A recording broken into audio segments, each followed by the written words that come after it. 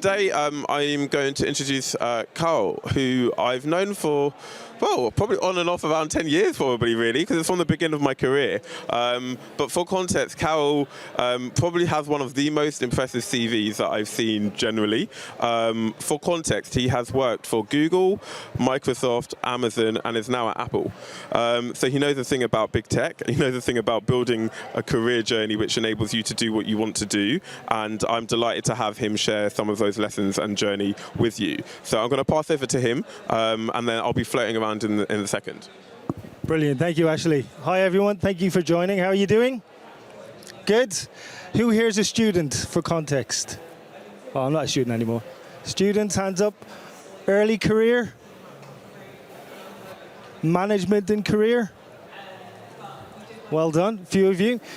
Excellent. So what I'm going to talk about today is not my day-to-day in big tech, but some of the learnings that I have garnered from working 15 years in big tech. So as Ashley said, I've worked for some of the big guys you may be familiar with. I got my former employer over there, so I better be careful what I say. But I want to share with you a framework that I have used in order to really grow my career. So I want to start off with this poem. Anyone familiar with this poem? Anyone tell me who the author is?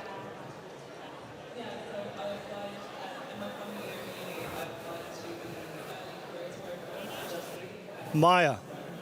Very good. So it's Maya Angelou, an amazing leader, amazing woman who was born in the Jim Crow era, overcame many obstacles, many challenges, but what she had was this unique mindset that irrespective of what happens, irrespective of where I started, irrespective of what obstacles I come across, I have the ability, just me, to overcome them and use them as an opportunity to build resilience. And I think that's a great theme for the presentation today. How do you build that mindset? How do you build that resilience? So I have this on my son's wall. He's 2 next week. And I really want to instill in him this mentality of he is responsible for his achievements and he can rise to the highest level that he wants.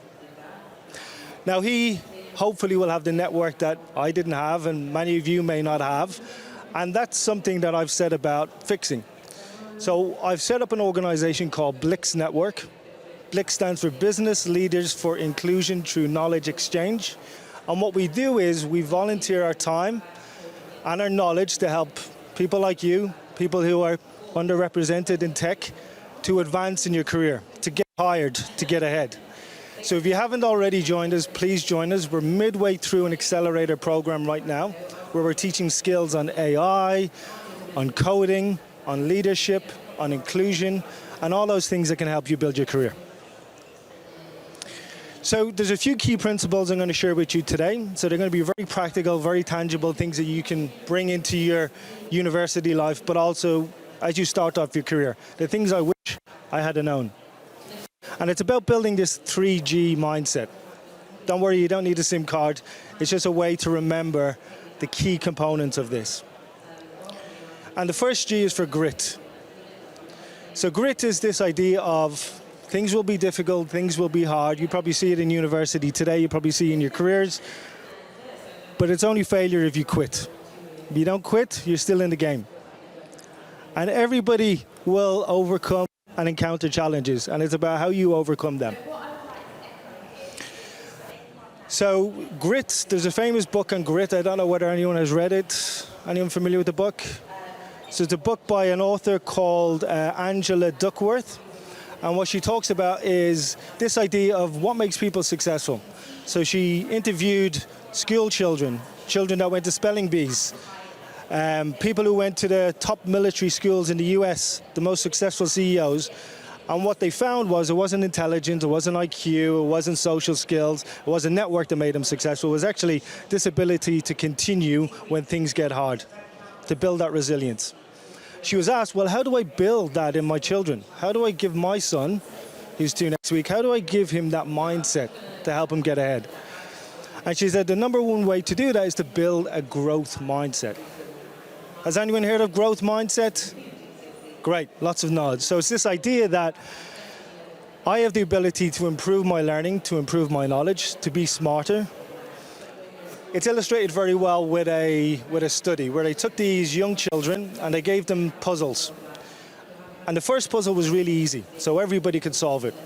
Then they gave them an option of 2 different puzzles. One was an easy puzzle, one was a difficult puzzle. The kids with the fixed mindset said, well, I just succeeded. I'm the smart kid in the school now. I don't really want to risk potentially getting it wrong. But there was another group of kids, and they said, I'll take the challenge. Give it to me. They saw it as an opportunity to potentially fail, but also a potential learning opportunity. And that's the mindset that really generates this grit. And then finally, gratitude, right? We should be really grateful for the opportunities that we have, but also sharing that gratitude by giving back. And that's a lot what we do with Blix. We've been successful. It's time to send the elevator back down, not pull the ladder as we come up, right? So we give away our knowledge and our learning to help others. So the first principle I want to talk to you about is your attitude, and not your aptitude determines how high you go, your altitude. Right? So again, this growth mindset, this grit. So firstly, I'll talk a little bit about me. So you probably hear from the accent, I didn't grow up in the UK. Been here for the last 15 years, so you might get some twangs. But I grew up in Ireland. There was 2 black kids in my school. This is us, me and my brother. So I'm very familiar with being underrepresented in an overrepresented environment. I didn't have internet when I went to school. I didn't have internet at home. I didn't even have a computer. My first computer was when I went to university. But I had, again, that belief, that mindset that I can take on these challenges and I can go further. And that belief has brought me to organizations like Google, Microsoft, Amazon, Alexa, Apple. So if you use your Alexa every morning, anyone have an Alexa? So I was responsible for all of the UK's questions and answers. So if you ask Alexa about Black history, that was one of the initiatives that I launched. So you get some information on black leaders. Today I work at Apple. I'm responsible for personalization with privacy. So how can we give a personalized experience to everybody while protecting their data? And of course, I'm the founder of Blix.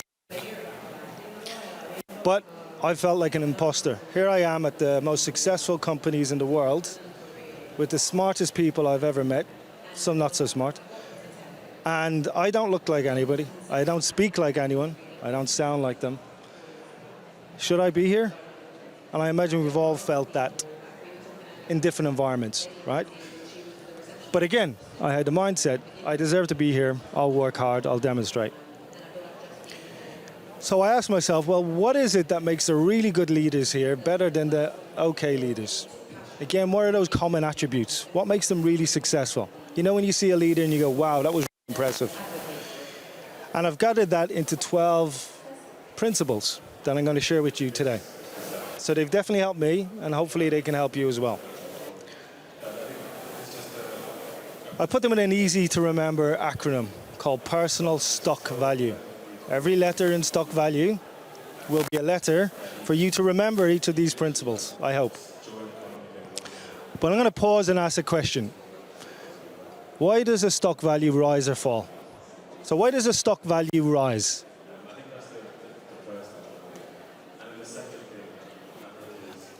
I'm not hearing it, sorry. People see potential in the business. Very good, excellent, yeah. Anyone else? Demand, exactly, supply and demand, yes. Go ahead. I can't really hear you, sorry. So there's external events that will happen that will contribute to it. Very good. Yeah, so very good. There's certain signals that will happen that will demonstrate it. There's scarcity and demand. If something is in more demand, then people want more of it. Anyone else want to add a point? Got something at the back. For some reason, I'm not getting it.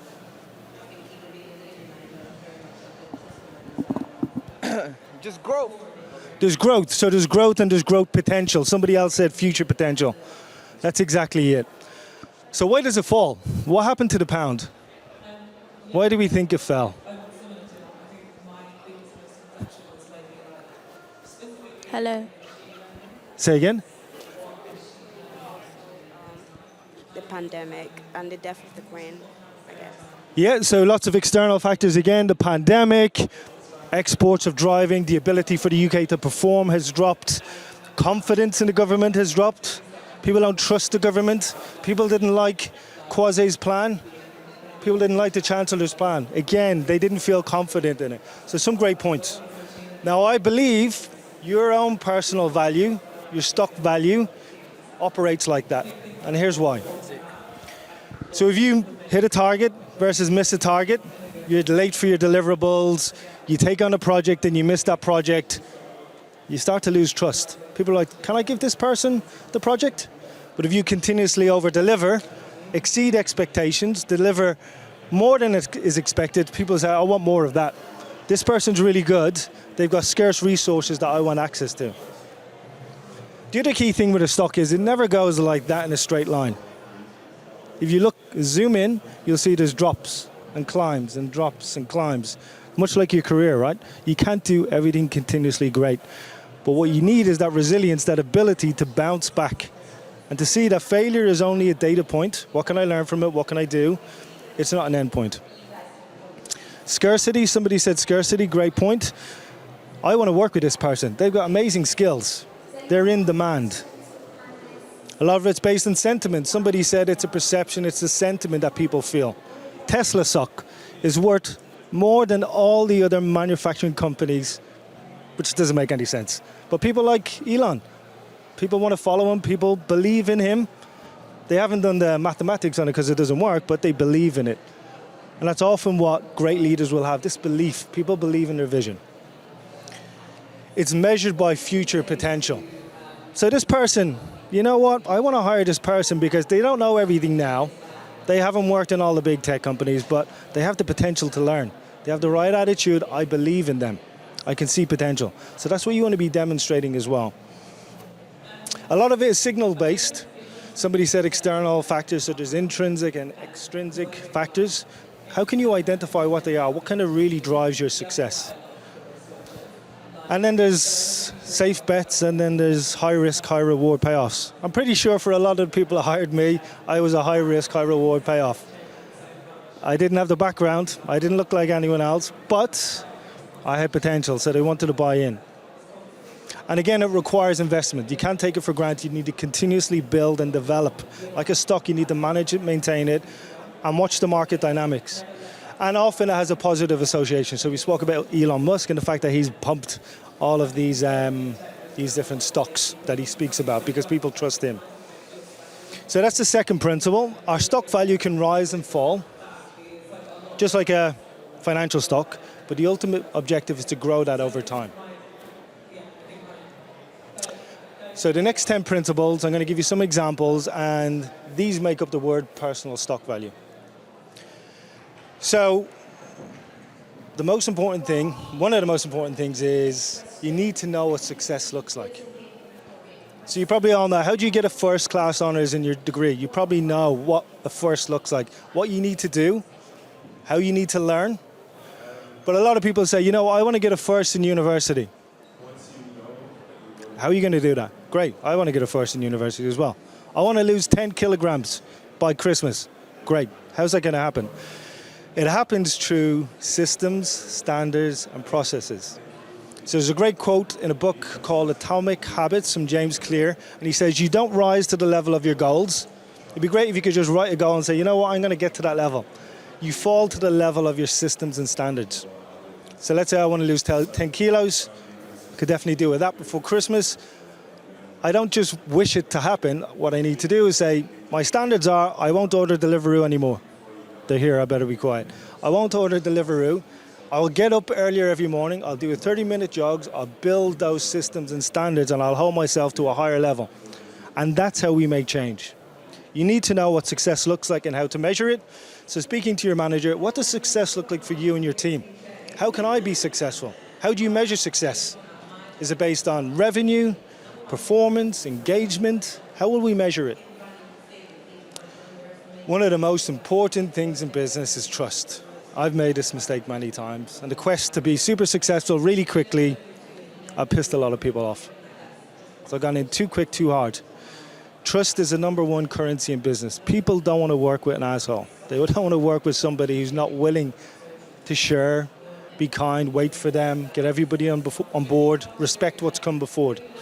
I think a great example is Boris Johnson. He did, say what you will about Boris Johnson. He got us through the pandemic. He handled Ukraine very well. The economy wasn't tanking like it's tanking now. However, he continued to lie. He lost trust. He lost integrity. And it's very difficult to come back from that. It's something you should be thinking about as you go into business. A lot of people focus on inputs, but your outcomes and your output is so much more important. You need to optimize for those outcomes. Otherwise, you can burn out. A lot of people just want to say, I'm going to work 14-hour days, 7-day weeks. Why? What are your successes? What are your goals? Do you need to do that? Or can you be smarter about how you work? I think a great illustration is the story of two lumberjacks. Two lumberjacks, they set out every morning, the same time, and they chop wood. And every day, one lumberjack has doubled the amount than the other. But he always takes a break in the middle. He takes an hour off, and the other lumberjack just can't get it. Why do you take a break and still produce more? And he said, well, I go home, I rest, I refuel, and I sharpen my saw. So there's ways to be smart about how you do and understand how you can best perform. It's not about just crazily jumping in there and putting all the hours in. So understand how you optimize for your outcomes. Communication is key, and hopefully I'm doing a good job today. But you need to communicate concretely, clearly, concisely, with conviction and credibility. So what do all of those things mean? Sounds like they're just rhyming, but you want something concise, short and to the point, easy to remember. It needs to be concrete, easy to understand. You need to be clear about your communications. You can't be like, I think we need to do this, or maybe we should go in that direction, or I'm not entirely sure. You need to have clarity. This is a big problem for Liz Truss's government we're seeing right now. She's flip-flopping. First we're going to have this tax break, and now we're not. Then we're going to do these cuts, and now we're not.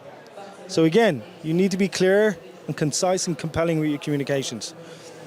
And in product management, we talk about having strong convictions that are loosely held.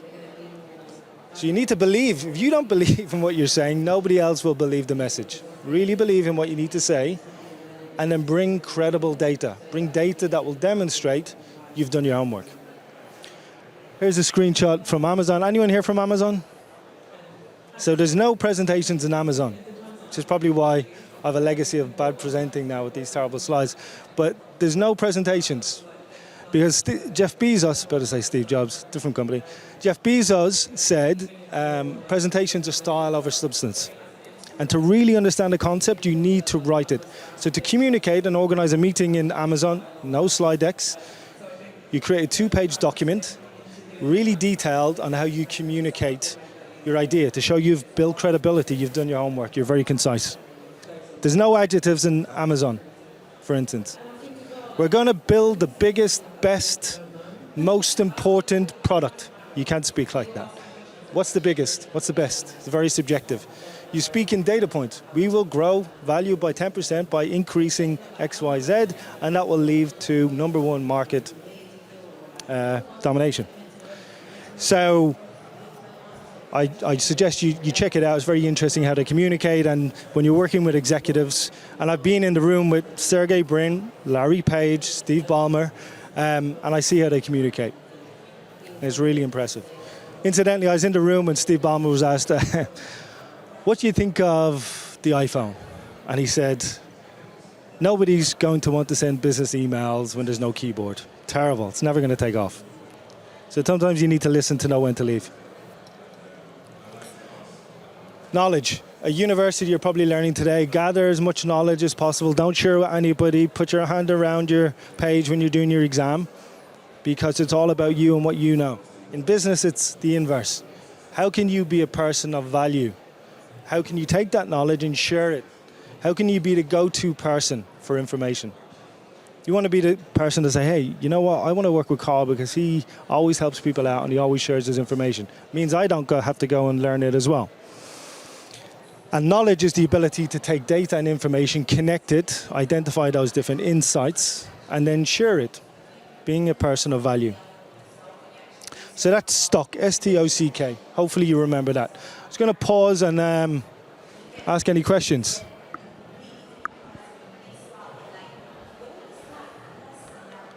Hi there.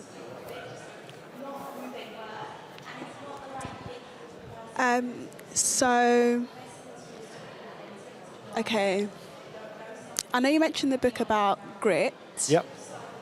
What would you say is the best book that you've ever read? And also, what would you say to your 23-year-old self?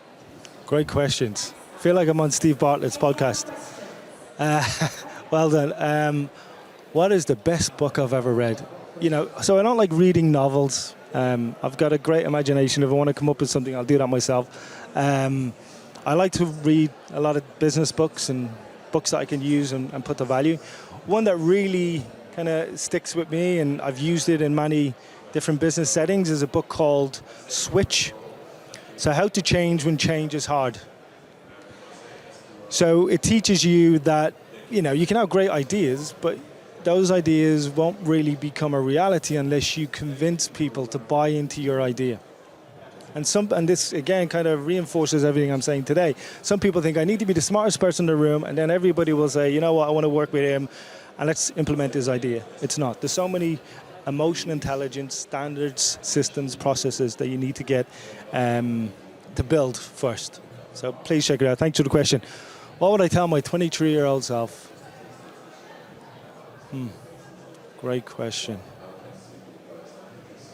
Enjoy the journey. You know, enjoy the journey. Things will work out. You know, at your age, you're probably a little bit anxious about, like, what do I do next? Will I get into tech? What's my career going to be? If you focus on the things you can control, such as these principles, you'll do well. There's a sphere of influence, a sphere of control. They're the only things you can actually do anything about. Sphere of control is what you can control and actually do. I can get up on time, I can work harder, I can show up, I can study more. Influence, I can work with these people, I can build a network, I can get people on board, I can sell my ideas. Everything else you can't control, so you just need to let go of all of that. Thanks for the questions. Any more questions? Since you've worked at like many big tech companies, what's a main trait that they all look for, or like is there a common trait that everyone says, oh yeah, like we need this kind of guy at our company? And also, what's your like day-to-day life as a product leader at Apple? Yeah, great questions. So these are the things that you need to be working on. So great question, great leading question. So you should look at these things. You know, a lot of the companies look for. So I'll give you Google's hiring. It's cognitive ability. So is this person smart? And they give you some puzzles and questions to answer. Then there's leadership ability. Not many people put this in their CV. Where have you taken on volunteer work? Where have you been an intern? Where have you done more than just turn up and do your exams? The ability to lead, whether it's leading your football team or your local community events, or doing some other volunteering. So that's leadership and cognitive ability. Then there's role-related knowledge. So what you want to be doing is, people think it's a lot of work, but this is how you get in. You create a CV for every role you apply for. People go, I don't want to do that, it's a lot of work. Well, do you want the job or not? You need to convince the hiring manager that you're the best person for that role. And they don't have to try and figure out, oh, well, did they do this in the role-related description? You want to make it really easy for them to find that. And there's ways of communicating your value. There's the XYZ format from Google. Google it, check it out. But it's basically, I achieved X by doing Y, and that led to Z% increase. And then the final thing they look for is, they look for googliness, which is, can we work with this person? A lot of companies talk about the test is, you're going to a client, the flight is cancelled, you have to spend 24 hours in the airport with that person. We lost the sound, did we? I'm getting cut off. So go ahead. Thanks for the question.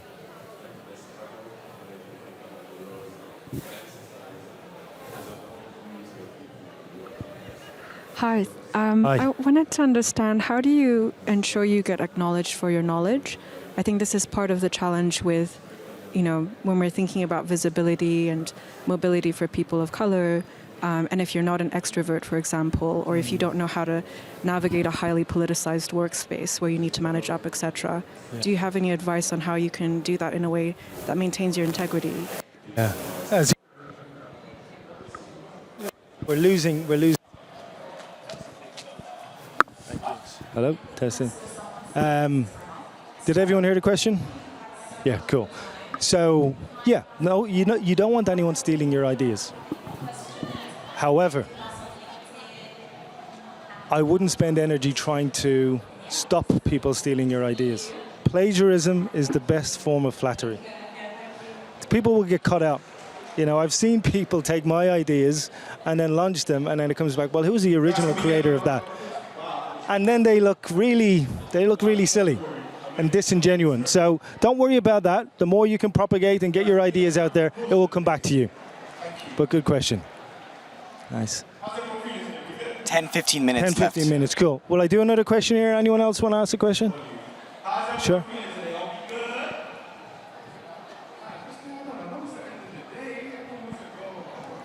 You spoke a lot about resilience and grit. Yep. I was just wondering how you could kind of demonstrate that in an interview or through your CV, like using the STAR method or any other method that you can advise on.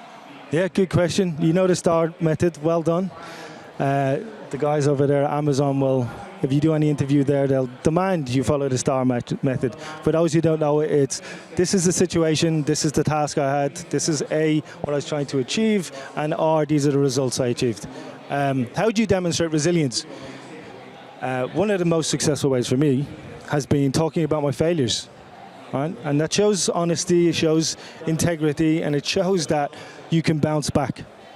And that's what they'd be looking for. People who think, I'm brilliant and I'm great and nothing ever happens and I've no adversity, is very transparent, right?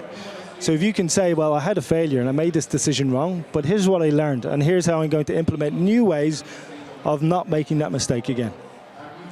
Right, great question. Listen, I'll power on because we got 10 minutes. So you want to be a person of value, you want to add value, not add friction. At Apple and at Amazon, we talk a lot about customer friction.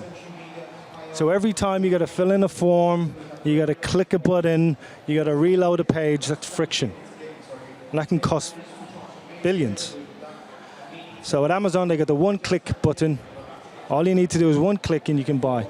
And that made them hundreds of millions in the first year. And now it's probably billions. So you want to eliminate friction.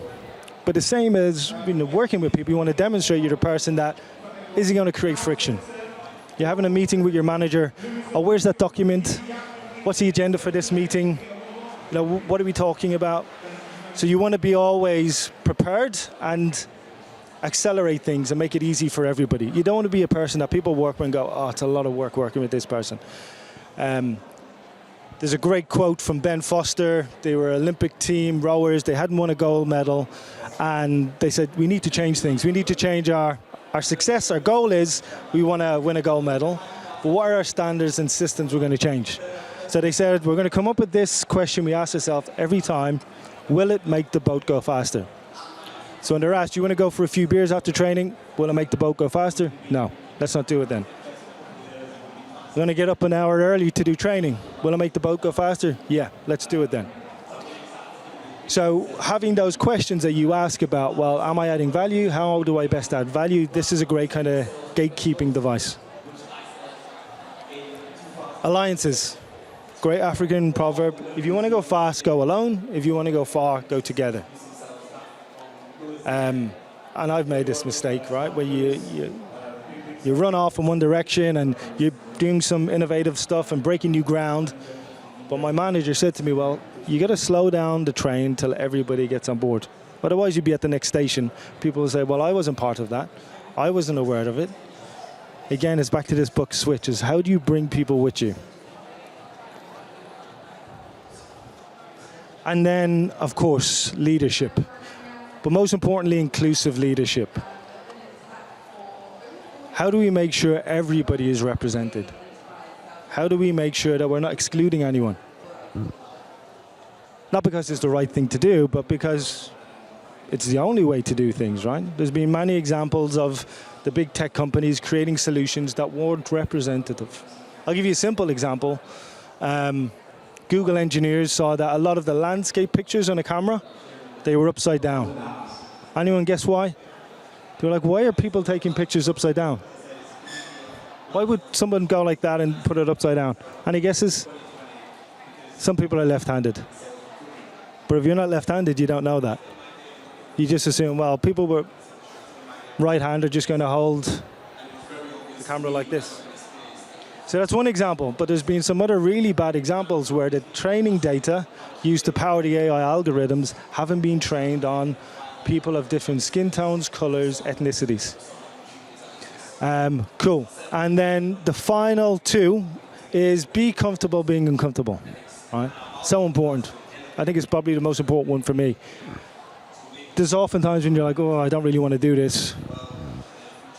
I don't think I'm feeling right for this.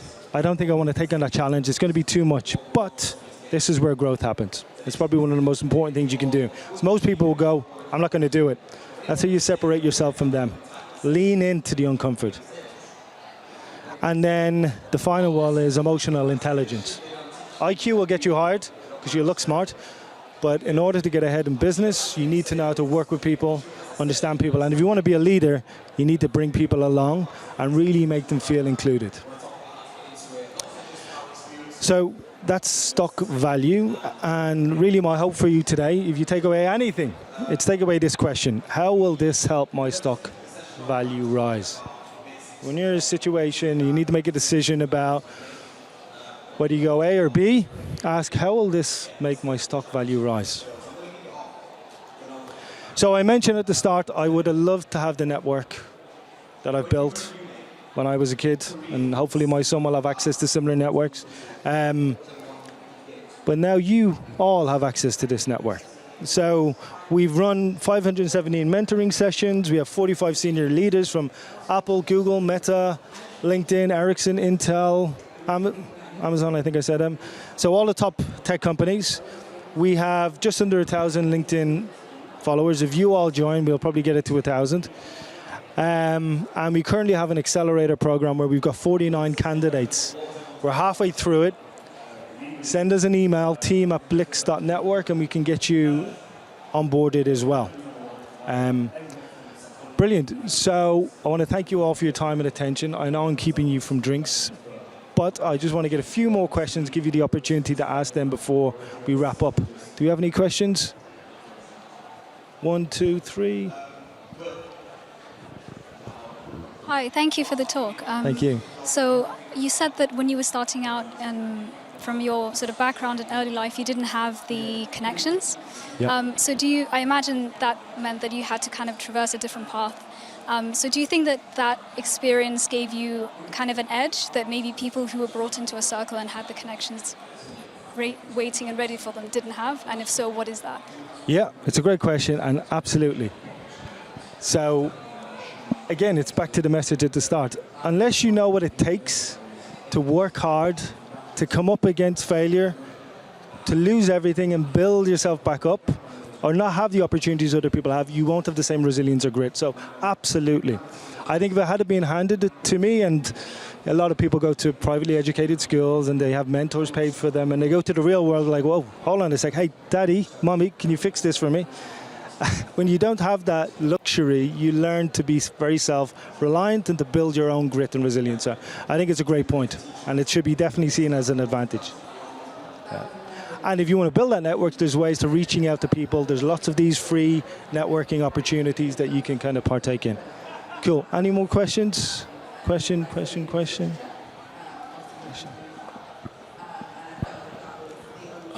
What were some of the biggest things that were perhaps unsaid at the companies you worked at, the big companies you worked at, that maybe you had to learn the hard way, or things that were you had to figure out for yourself when you were working at these large tech companies?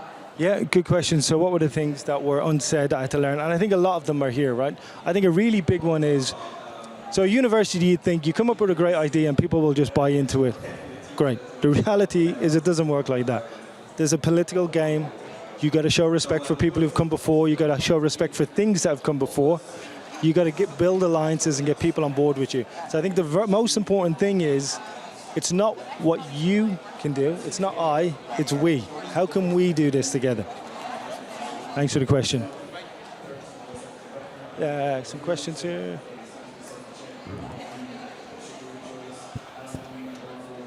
Thank you for the talk. Thank you.